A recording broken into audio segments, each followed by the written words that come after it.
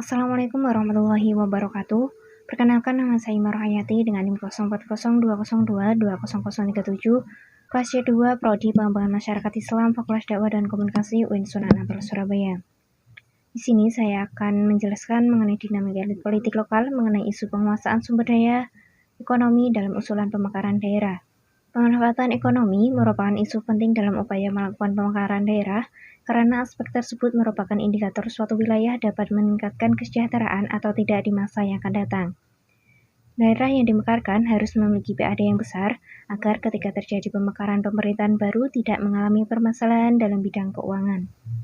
Dalam isu pemanfaatan ekonomi di wilayah, tidak relevan ketika harus menyatakan bahwa daerah termarginalkan secara ekonomi karena justru pembangunan infrastruktur lebih difokuskan ke daerah seperti jalan tol, pelabuhan, bandara, dan lainnya.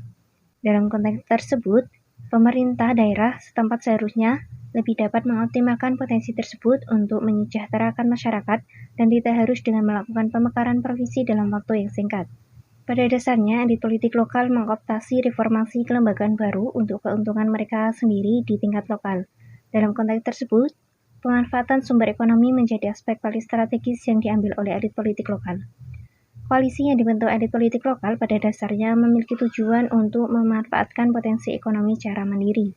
Dapat disimpulkan bahwa perbedaan pandangan elit politik lokal mengenai isu penguasaan sumber ekonomi di antara elit politik lokal yang menyetujui dan menolak usulan pemekaran daerah berdampak pada tidak terbentuknya koalisi di tingkat bawah untuk mengajukan usulan pemekaran daerah. Perbedaan pandangan antara elit tampaknya didasarkan pada ketidakpercayaan antar elit politik lokal untuk mengelola sumber daya alam yang dimiliki oleh daerah. Elit yang menolak usulan pemekaran daerah lebih percaya sumber daya ekonomi yang dikelola oleh daerahnya sendiri karena sampai saat ini belum pernah ada kasus korupsi. Itulah sedikit analisis mengenai isu penguasaan sumber daya ekonomi dalam usulan pemekaran daerah. Kurang lebihnya saya mohon maaf. Sekian dan terima kasih. Wassalamualaikum warahmatullahi wabarakatuh.